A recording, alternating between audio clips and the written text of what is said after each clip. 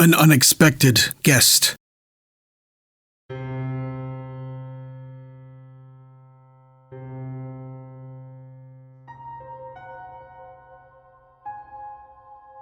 It was closing time at the diner.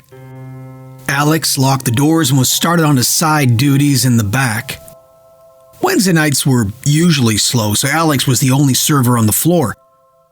As he cleaned, he heard his manager call, "Alex, I'd like to speak with you in my office." Confused and nervous, Alex wondered why the manager wanted to speak with him.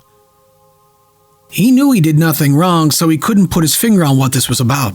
As Alex walked to the office, he began to get a searing headache, like nothing he's ever felt before. He brushed it off and thought he'd take some pain meds when he was done speaking with the manager. "Alex, you didn't notice this gentleman waiting to be served? Why did he have to come and ask me if he could get some service?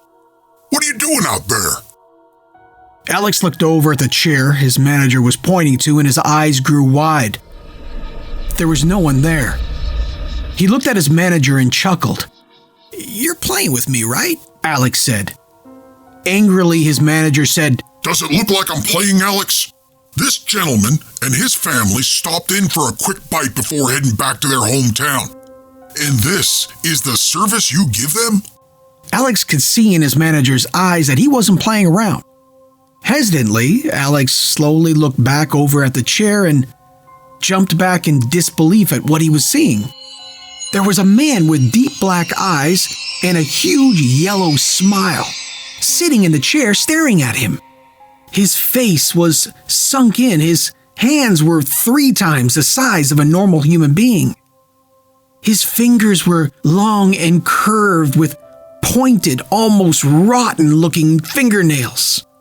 The man stood up, breathing intensely, as his smile grew bigger. He was about 6 feet tall, and he was wearing a ripped black shirt with dirty black jeans.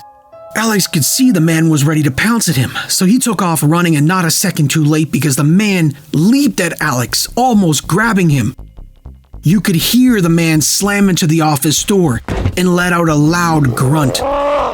Alex turned around to see the man. He's standing in the doorway, still smiling at him.